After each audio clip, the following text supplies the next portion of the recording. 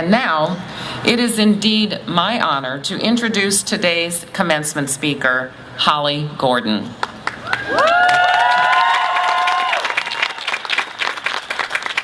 Holley Gordon is an award-winning television and film producer and co-founder of 10 x 10, a global social action campaign founded to educate girls in developing nations.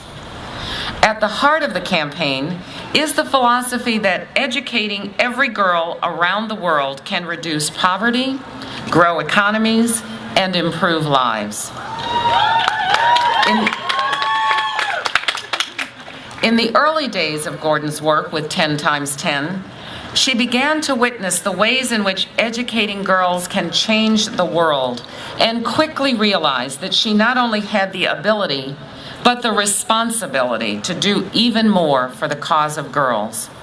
So, after many years producing ABC News programs such as World News Tonight with Peter Jennings, Good Morning America, 2020, and Primetime, Gordon became the executive producer of the groundbreaking documentary Girl Rising. The inspirational film has garnered significant media coverage and, long before production efforts were complete, was hailed by the New York Times as one of the hottest cause documentaries in years. A landmark documentary, Girl Rising harnesses the power of celebrity appeal and social media to convey the compelling message that one girl with courage is a revolution. It's a message that speaks not only to me, but to the mission of Mills College. Mills College is living proof of the power of educating women. For 161 years, we have been a leader in advancing women's education by cultivating the next generation of thoughtful, powerful women, and by preparing leaders to produce positive change locally, regionally, and globally. It gives me great pleasure to introduce Holley Gordon, a woman who shares Mills' vision and who believes that through strength of spirit and the power of education, remarkable girls and women can change their lives and the lives of others to help eliminate poverty, injustice, and violence. Please join me in welcoming Holley Gordon.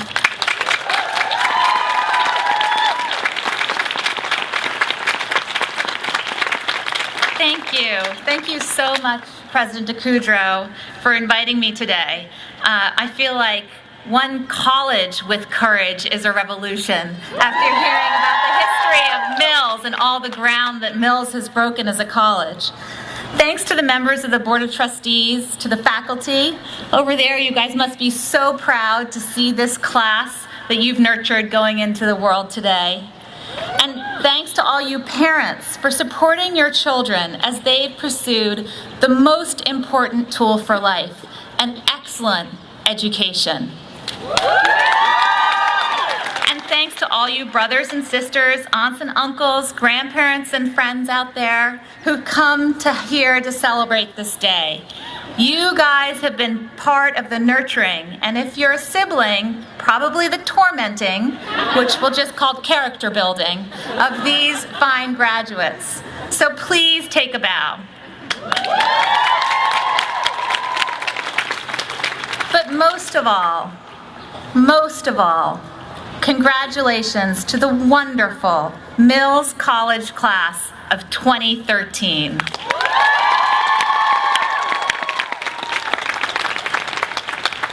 You guys are incredibly fortunate, not just because you've got to spend time in this amazing setting. I have to tell you, I don't think I want to leave. But because your degree gives you the foundation to innovate, to transform, and most importantly, to lead. The world needs more leaders, and you guys are the next generation of leaders. But I'm sure you're asking yourself, okay, that's nice, Holley, but how do I get from here to there? I remember so well what it felt like to sit where you are today and to be unsure of the path ahead. So I hope by sharing a few stories about my own journey, I can inspire you to choose a path of leadership. And I want to encourage you to stay on that path, even when it feels uncertain. What I've learned is that both the journey and the opportunity to lead are extraordinarily rewarding. So for those of you who don't know me, President DeCrudo did such a nice introduction, but let me share you a little bit about my background. For the past 4 years, I've been producing a film called Girl Rising and leading a campaign called 10 times 10, designed to spread the word about the power of educating girls to transform the world.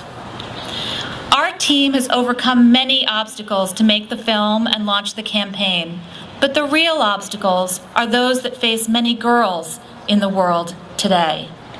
The truth is that 66 million girls are out of school today because they face barriers to education that boys do not.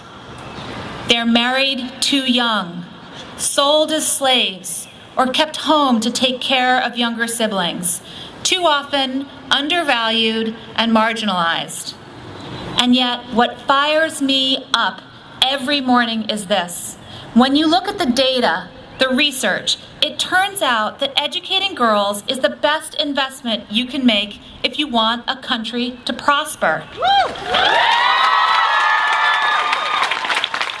That's right.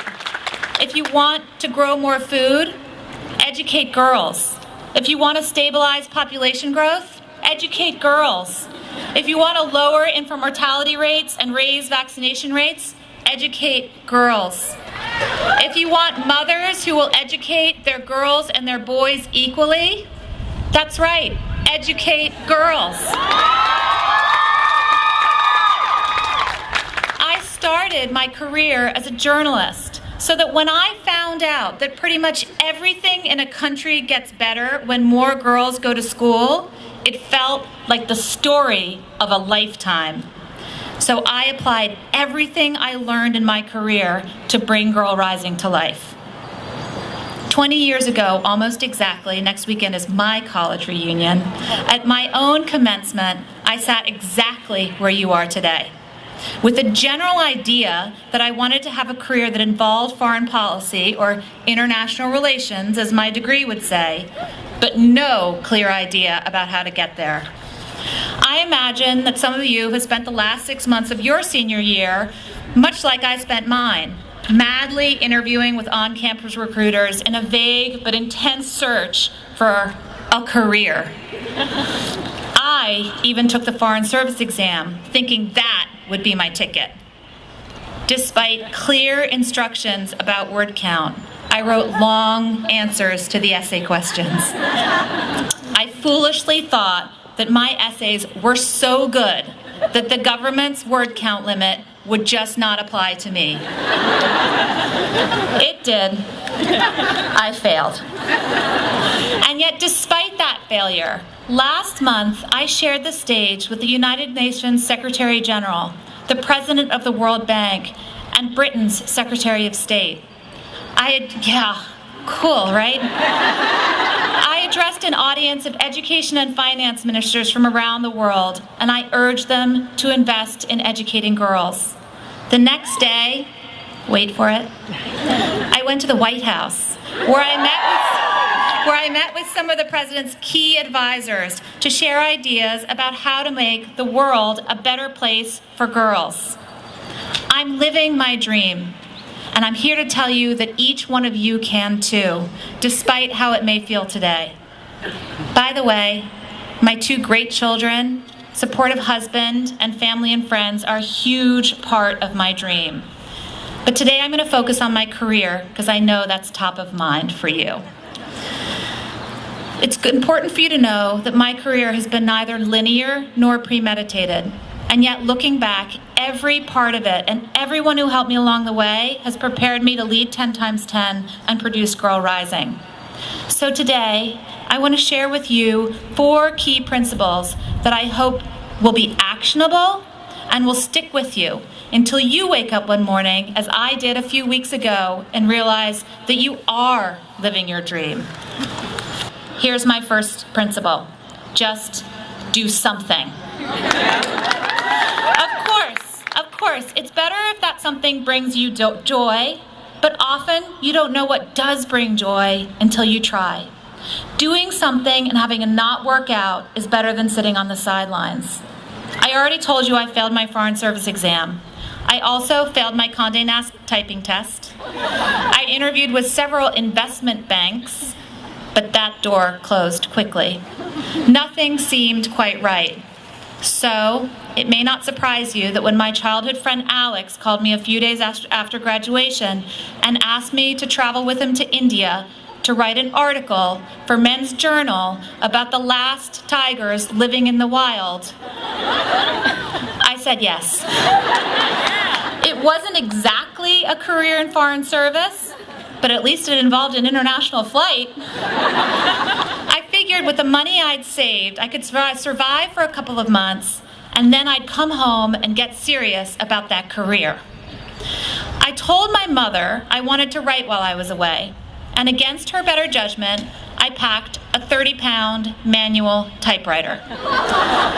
Most of you have probably never seen a manual typewriter, but to give you a sense, it would be kind of like traveling around the world with a desktop computer in your bag.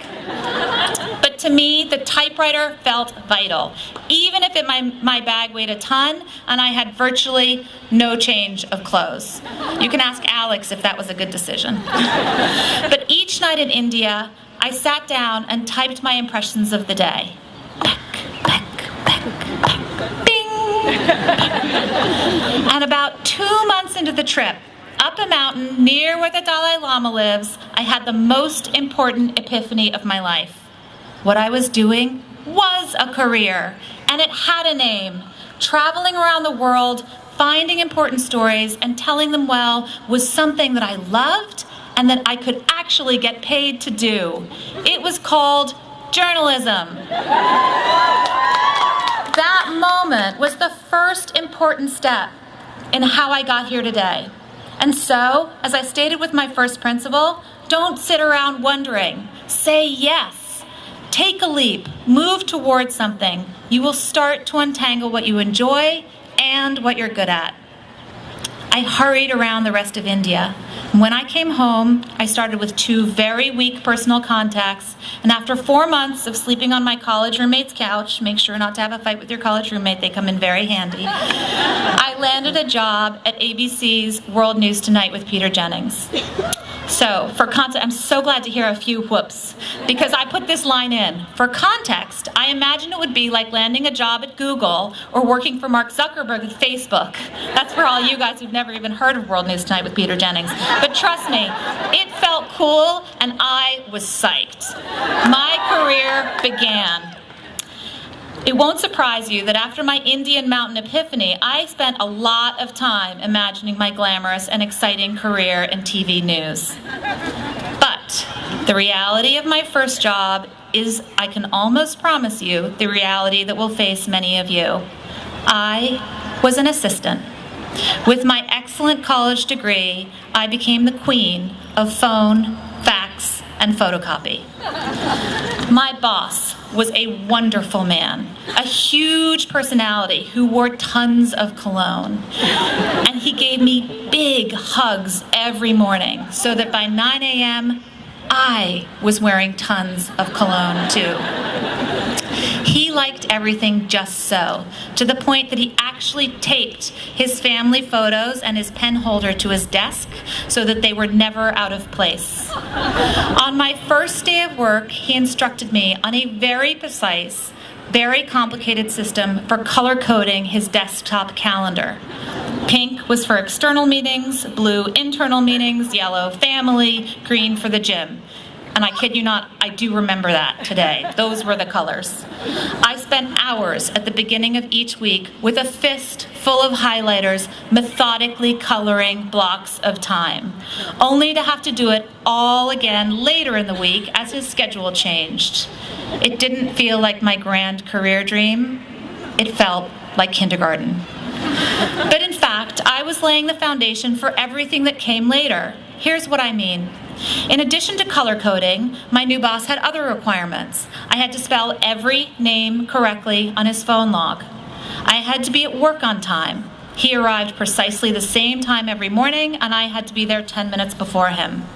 I was expected to learn quickly which calls he needed to take and which questions I could answer for him. I listened in on his meetings and took notes so that I could anticipate the follow-up. I was expected to build a rapport with the staff of the show so that everyone felt heard, even if they weren't being heard in person by him. The truth is, if you can be a great assistant, you can be a great CEO. And when I say CEO, I mean a leader. So great dancer, great whatever you want to be. If you can be a great assistant, you can be a great CEO.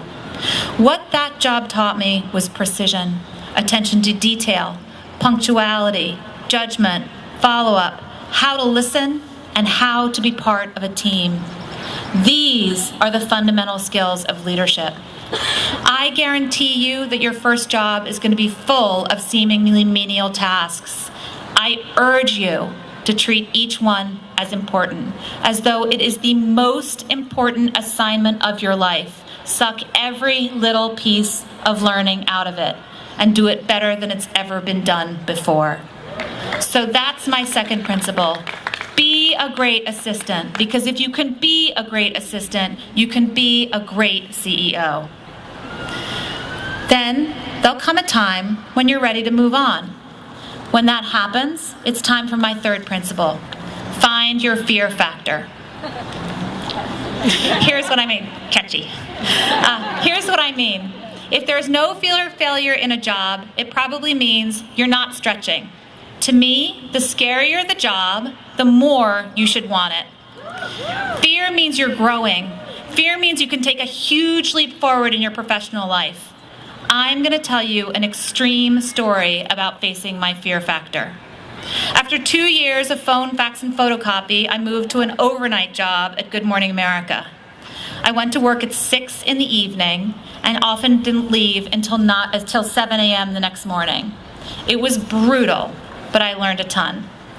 Once I had it down, I told my new boss that I'd like to learn how to produce pieces. This meant actually going into the field to shoot and write stories. Literally the next day, I was at home, about to come to work for my night shift, when the phone rang. It was my boss. "You asked for an opportunity to produce," she said. "I've got one." Looking back, I realized she must have been short on staff, because sending me was madness. I was totally underqualified. I had never produced a piece in my life, and now she was sending me into battle, literally. It was 1999. There was a war raging in Bosnia. Ethnic Albanians were streaming across the border into neighboring Macedonia. The images on television were harrowing. People were forced to leave with only what they could carry on their backs. They were pouring into makeshift camps with scarce food, no running water, no sanitary facilities, no proper shelter, no health care. The situation was getting worse by the hour. There were reports of disease and death. Macedonian police surrounded the camps to keep the refugees in and others out. My boss wanted me and our health reporter to get on the next plane to Macedonia. We would sneak past the police into the camp. The reporter, who was a doctor, would provide basic medical treatment to the refugees and report on the condition. My job was to shoot this with a hidden camera that I was to smuggle in. We hoped that a Good Morning America story would compel the Macedonian authorities or the U.S. to act. We had just under 24 hours to fly halfway around the world, find the camp, sneak in, and shoot a story, all the while not getting arrested or shot. To me, it felt like Fear Factor combined with The Amazing Race. Of course, along with fearing for my life, what I was really afraid of was failing. But there was no time to think about it. Instead, I went to the airport. By the time I got to the camp in Macedonia, dawn was just breaking. I had 6 hours before my Good Morning America live shot.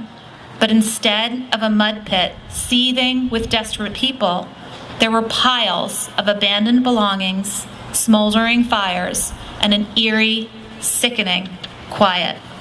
They pushed the refugees onto buses and shipped them around the country. I ended up filing a story on families separated in the dark of night. And for the next 7 days, I filed a story every day.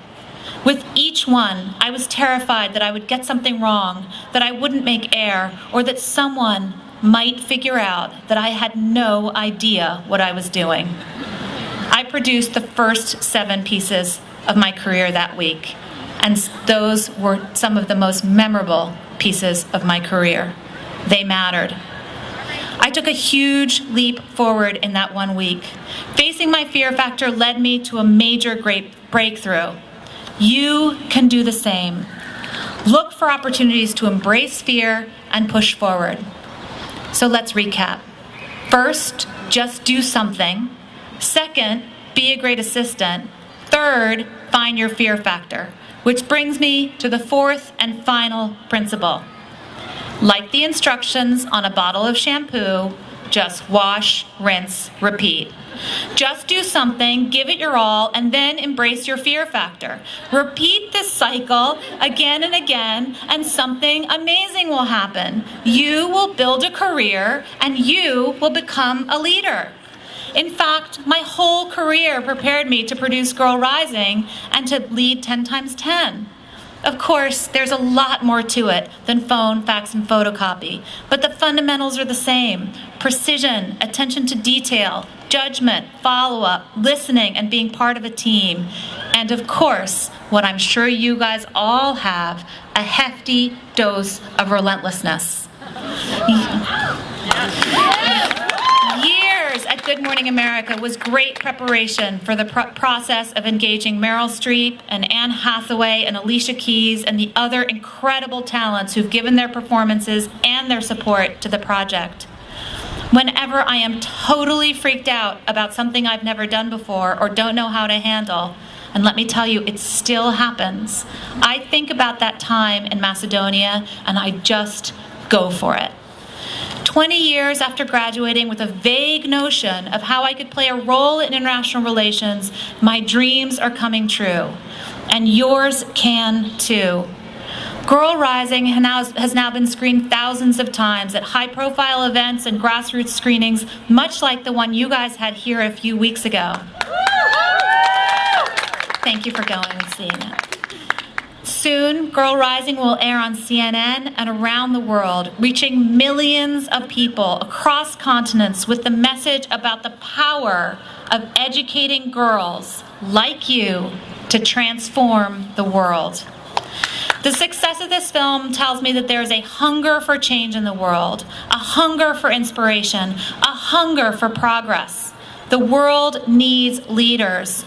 You are the next generation of leaders. You are graduating with an education and opportunity that the 9 girls in our film dream about. Our tagline for Girl Rising is, "One girl with courage is a revolution." My question for you today is simple. What revolution will you lead? There's an easy way to get one step closer to that answer. Take a leap. Embrace your fear factor. Just do something. Thank you.